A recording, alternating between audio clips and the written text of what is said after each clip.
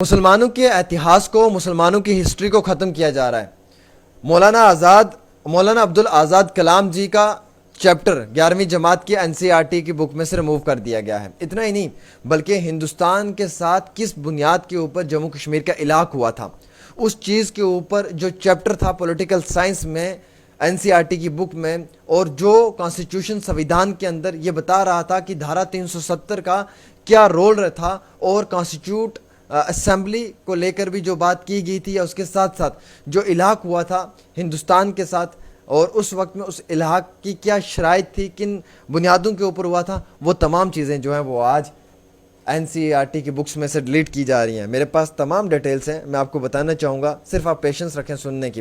آپ کو معلوم ہے کہ 370 ایک سیف گارڈ تھا، اور اٹانومی کو لے کر 370 کے سیف گارڈ کو لے کر کانسٹیٹیوشن کے اندر کیا کچھ ویلیو تھی، اس سب چیز کے اوپر بھی ایک چیپٹر لکھا ہوا تھا جسے ڈراپ کیا گیا ہے۔ یہ پورا پیراگراف ہے جسے ڈراپ کر دیا گیا ہے۔ حالانکہ جموں کشمیر کو انڈین یونین کے ساتھ کس بیس کے اوپر جو ہے وہ کمٹمنٹ کی گئی تھی، اور کیا تھا آرٹیکل 370 کا سیف گارڈ، اس تمام چیز کو ختم کیا گیا ہے۔ میں آپ کو بتانا چاہوں گا کہ مولانا آزاد کلام جی کو لے کر ایک چیپٹر تھا 11ویں جماعت کی پولیٹیکل سائنس بک میں، جسے NCERT کی کتاب نے NCERT نے جو ہے وہ ختم کر دیا ہے۔ بلکہ صرف اتنا ہی نہیں ہے کہ مولانا عبد الکلام آزاد جو پہلے ایجوکیشن منسٹر تھے، ان پہ ہی مہاتما گاندھی جی، جنہوں نے پورے دیش کے لیے جو ہے قربانی دی، جنہوں نے اس پورے نیشن میں اور اس پورے دیش کو کامیاب اور مضبوط کرنے کے لیے ایک بہت بڑی کشمکش کی جدوجہد کی، ان کے نام کے بھی کئی سارے چیپٹرز کو جو ہے وہ ہٹایا گیا ہے۔ مطلب مجھے سمجھ نہیں آ رہی ہے، جن لوگوں نے دیش کے لیے قربانیاں دی، جن لوگوں نے دیش کو بنانے میں ایک رول پلے کیا ہے، جن لوگوں کی وجہ سے آج ہم لوگ بھی بہت خوش ہیں، ان لوگوں کا نام کیوں ایسی کتابوں میں سے ریموو کیا جا رہا ہے؟ مولانا آزاد کلام جی کا نام کیوں ریموو کیا گیا ہے؟ ایون یو نو کہ وہ ایک بہت بڑے فائٹر بھی تھے، اور انہوں نے جو ہے وہ اس دیش کے لیے کافی بڑی قربانیاں بھی دی ہیں، اور ہم مانتے ہیں کہ NCERT کے بک میں ان کا پولیٹیکل سائنس میں جو ایک پیراگراف یا جو ایک نام ہے کانسٹیٹیوشن ہاؤ اینڈ وائی کے اوپر، وہ ڈراپ کرنے کا مقصد کیا ہے؟ صرف اتنا ہی ہو سکتا ہے، شاید مولانا آزاد کلام جی نے جو اپنے دیش کے لیے کیا وہ بہت بہترین ہے، اور آتے وقت میں اگر وہ بچے پڑھیں گے تو انہیں کافی خوشی ہوگی۔ شاید کچھ لوگ یہ نہیں چاہتے ہیں کہ وہ چیپٹرز وہ پڑھ پائیں یا ان تک اس چیپٹرز کی نالج پہنچے۔ اس کے ساتھ ساتھ آپ یہ بھی دیکھیے نا، سمجھنے کی کوشش کریں آپ یہ بھی کہ جس طریقے سے میں آپ کو یہ بتانا چاہوں گا کہ NCERT نے یہ تمام چیزیں ریموو کی ہیں، اس میں جواہر لال نہرو جی، راجندر پرساد جی، سردار پٹیل جی اور BR امبیڈکر جی نے اس وقت میں جو کمیٹی کے اندر کچھ بڑے ڈیسیجنز لیے گئے تھے، انہیں بھی 10ویں چیپٹر میں سے سیم بک میں ہٹا دیا گیا ہے۔ حالانکہ جو فلسفی تھی اور کانسٹیٹیوشن تھا، جو ریفرنس تھی جموں کشمیر کی کنڈیشنل ایکسیشن کی، اسے بھی ڈیلیٹ کیا گیا ہے۔ یعنی کہ جموں کشمیر کا کس طریقے سے ہندوستان کے ساتھ الحاق ہوا ہے، کیا کنڈیشن تھی، اس چیپٹر کو بھی ڈیلیٹ کیا گیا ہے۔ اگزامپل جی کہ accession of Jammu and Kashmir کا جو ہے وہ انڈین یونین کے ساتھ کس بیس کے اوپر ہوا تھا، اور اس میں جو کمٹمنٹ تھی، اس کا جو سیف گارڈ تھا اٹانومی کا انڈر آرٹیکل 370 کانسٹیٹیوشن کا، اس پیراگراف کو بھی ڈراپ کیا گیا ہے۔ ناظرین اکرام، کیوں مسلمانوں کی ہسٹری کو ڈیلیٹ کیا جا رہا ہے؟ کیوں مسلمانوں کے اتہاس کو ختم کرنے کی کوشش کی جا رہی ہے؟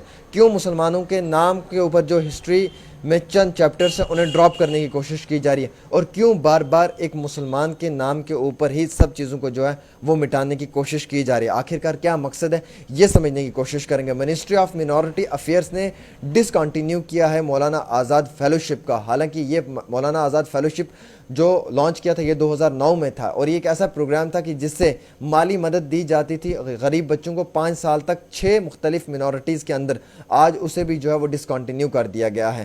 میں یہ بتانا چاہوں گا کہ گاندھی جی کے اوپر جو چیپٹرز لکھے تھے کہ انہوں نے کس طریقے سے ہندو مسلمان یونٹی کو ایک ساتھ بنا کے رکھا ہے، اور انہوں نے یہ بھی اس میں کچھ چیپٹرز میں لکھا ہوا تھا کہ جو RSS جیسی آرگنائزیشنز ہیں جن کو بین کیا گیا تھا، ان چیزوں کو بھی ایکسپلین کیا گیا تھا۔ حالانکہ وہ بھی 12ویں جماعت کی پولیٹیکل سائنس میں سے جو ہے وہ مسنگ ہے۔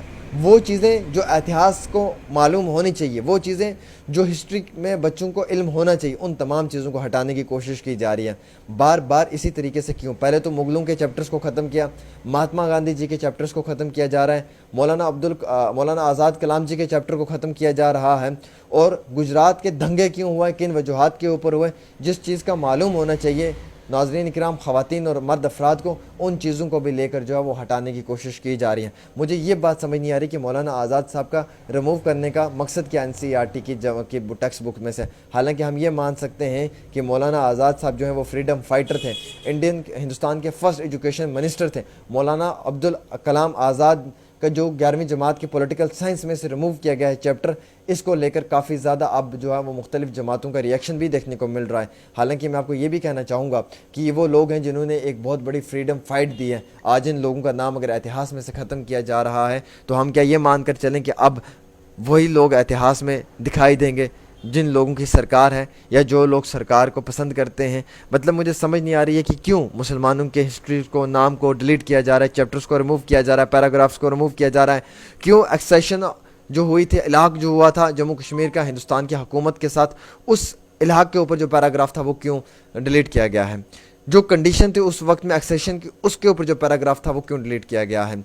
जो अटॉनमी सेफ गार्ड था आर्टिकल 370 को लेकर उस कॉन्स्टिट्यूशन के उस पैराग्राफ के अंदर उस चीज़ को क्यों ख़त्म किया गया है, क्यों उस चैप्टर को रिमूव किया गया है, क्यों उन सेफली उन चीज़ों को रिमूव किया गया है जिन चीज़ों से जो है वो मुश्किलात बढ़ सकती है मौजूदा सरकार के लिए। और अगर बच्चे पढ़ेंगे तो शायद उन्हें इतिहास का पता चलेगा कि क्या इल्हाक के वक्त क्या क्या शराइत थी, क्या उन शराइतों को पूरा किया है, या फिर उसके साथ साथ जो आज मौजूदा हालात के बीच में जो समय है, जो वक्त है, इसमें जिस तरीके से पुराने जो मुस्लिम सुप्रीम लीडर्स थे उनकी जानिब से कौन कौन से जो है वो फ्रीडम के टाइम में freedom as a freedom fighter अपनी कुर्बानियाँ दी गई हैं। तो इस इतिहास में अगर आप इन चीज़ों को ख़त्म कर रहे हैं तो यकीनन तौर के ऊपर हर इंसान को दुख होगा और हम तो ये कहेंगे कि ये चीज़ नाकाबिल कबूल है, इस चीज़ को बर्दाश्त नहीं किया जा सकता है। किस तरीके से जो है वो धीरे धीरे अब मुसलमानों के इतिहास को, उनके नाम को जो है वो NCERT की बुक्स में से ख़त्म करने की कोशिश की जा रही है। फ़िलहाल अगर आपको लगता है कि ये सही खबर है, शेयर करें। नाज़रीन किराम, दीजिएगा अपने मेज़बान को इजाज़त।